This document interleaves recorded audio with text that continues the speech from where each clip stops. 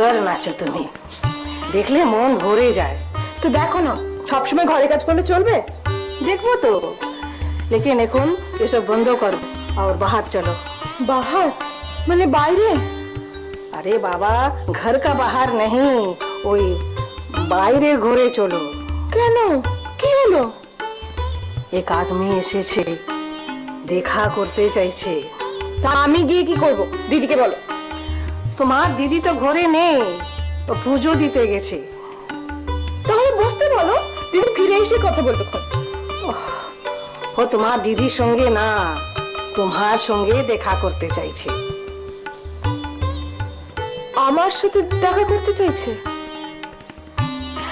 কিন্তু আমি তো কারোর সঙ্গে কথা বলি না, যা কথা বলো তো দিদি বলে। ওহো বাবা, আরে আমি তো ওনাকে বললাম যে আপনি বসেন, মুন্নি ভাই আসছে।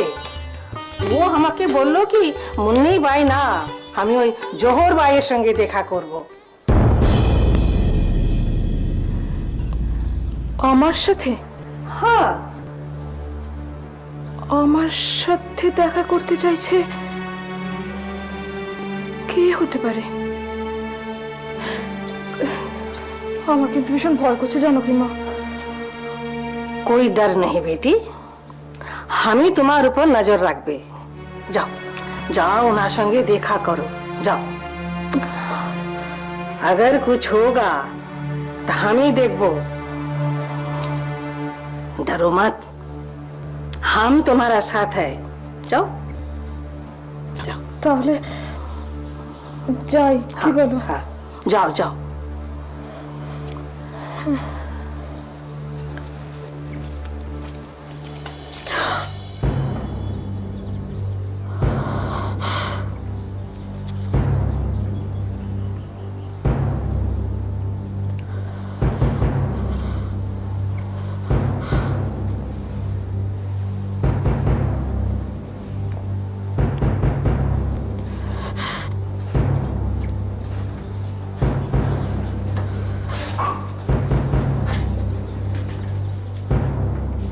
আপনি আমাকে খুঁজছেন?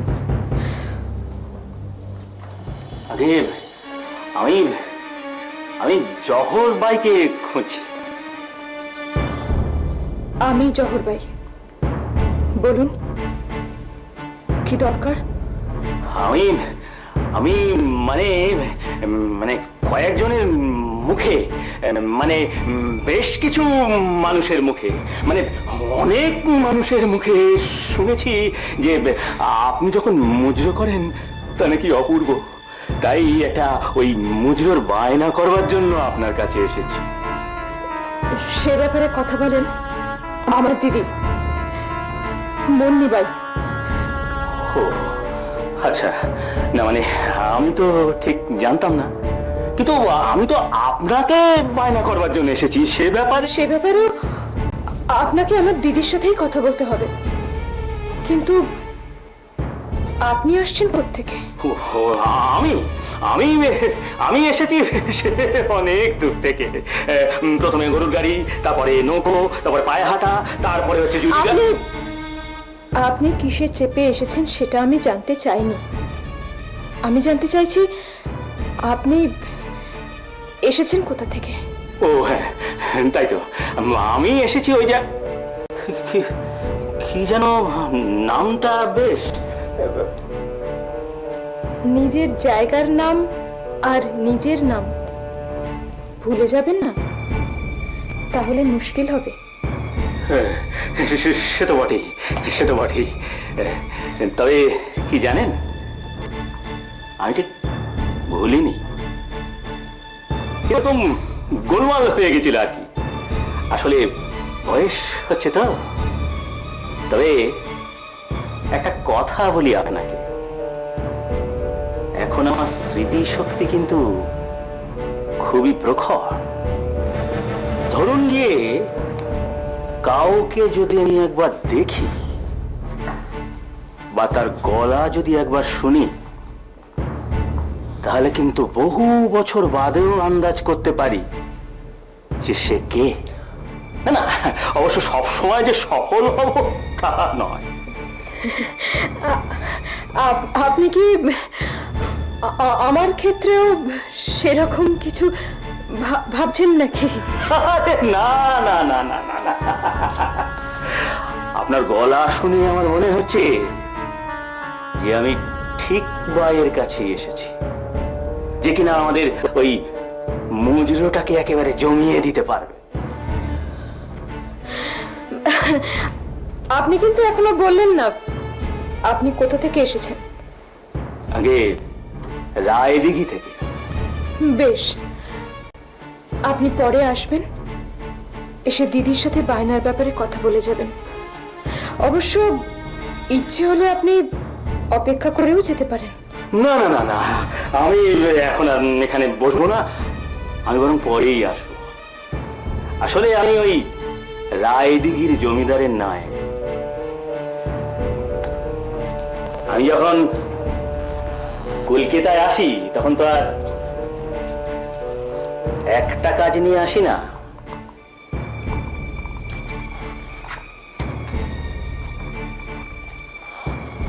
তাহলে এখন আসি। আসুন।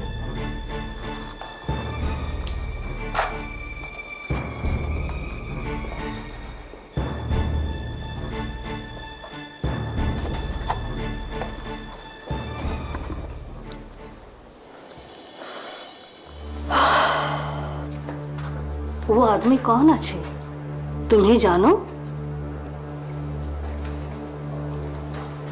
ও আমাদের গাঁয়ের লোক, ওকে আমি জেঠু বলতাম, উপেন জেঠু।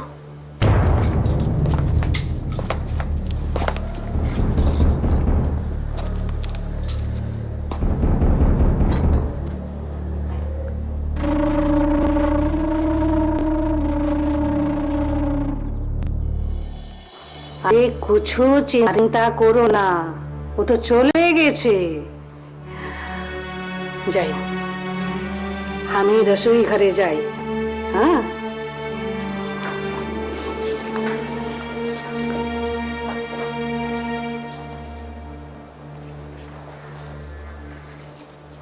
আমার ছাতাটা ফেলে গেছিলাম।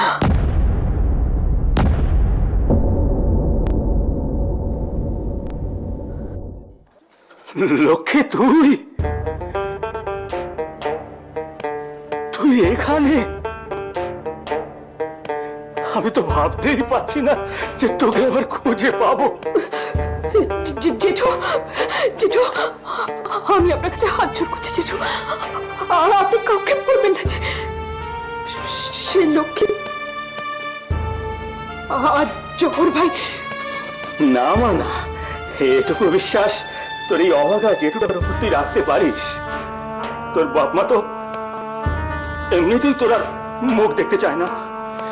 এরপর যদি তারা শোনে যে তাদের একমাত্র মেয়ে আজ ভাই, তাহলে তো তারা গলায় দড়ি কলসি বেঁধে মরবে।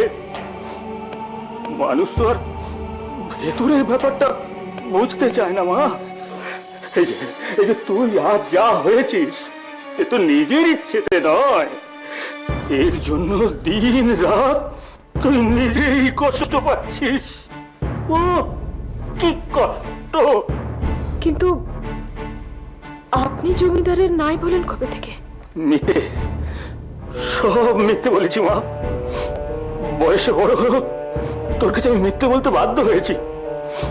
আসলে দিনের পর দিন আমি তোকে খুঁজে বেড়াচ্ছি, ভাবছি কোথায় গেল আমার লক্ষ্মী মা। তোকে ছেড়ে আজ কি অবস্থা, কি কষ্ট! আপনি জানলেন কি করে যে আমি এখানে থাকি? একজন কবিরাজ তোদের ঘরে গিয়েছিল, সেই বললো যে জহরবাই বলে কেউ তাকে পাঠিয়েছে। আমার মনে হলো যে একবার খোঁজ নিয়ে দেখি কে এই জহরবাই। ব্যাস, পেয়ে গেলাম আমার লক্ষ্মী মাকে। বাবা, মা কেমন আছে? ভালো নেই মা, ভালো নেই। তুই চলে যাওয়ার পর থেকে তোর বাবা চাষবাস ছেড়ে দিয়েছে। ধীরে ধীরে শরীরটাও ভেঙে গেল। আর এখন তোর পয়সাও নেই যে কভারেজ দেখাবে। ওই আমি যা পারি দিই, তাতে কোনো মতে চলে দুজনে। উহ, কি কষ্ট, চোখে দেখা যায় না।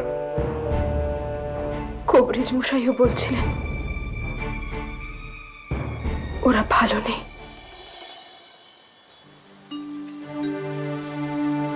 ও বাবা, বেলা পড়ে এলো যে, আর কিছুক্ষণ পরেই যে সাঁঝ নেমে আসবে।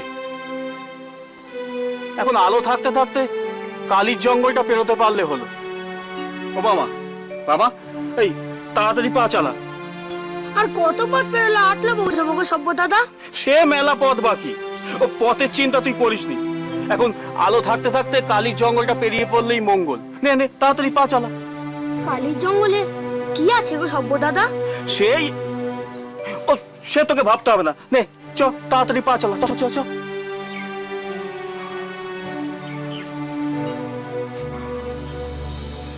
ও সভ্য দাদা, পথ তো শেষ গো, সামনে তো জঙ্গল দেখছি।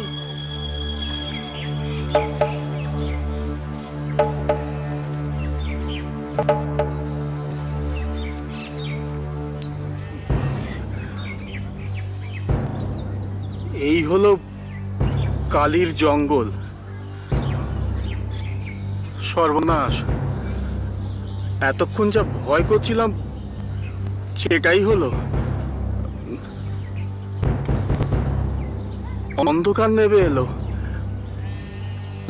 এখন এই জঙ্গলের পথ আমাদের অন্ধকারেই পেরোতে হবে। সভ্য দাদা, আমি আর পথ চলতে পারছি না, আমার পায়ে খুব ব্যথা করছে। ব্যথা করছে? ব্যথা করছে? আয়, আয়, আয়। সভ্য দাদা, হ্যাঁ। আমার যে খুব ভয় করছে গো। এই, এই, ভয়ের কি আছে? ভয়ের কি আছে? আমি তো আছি, হ্যাঁ, আমি তো আছি।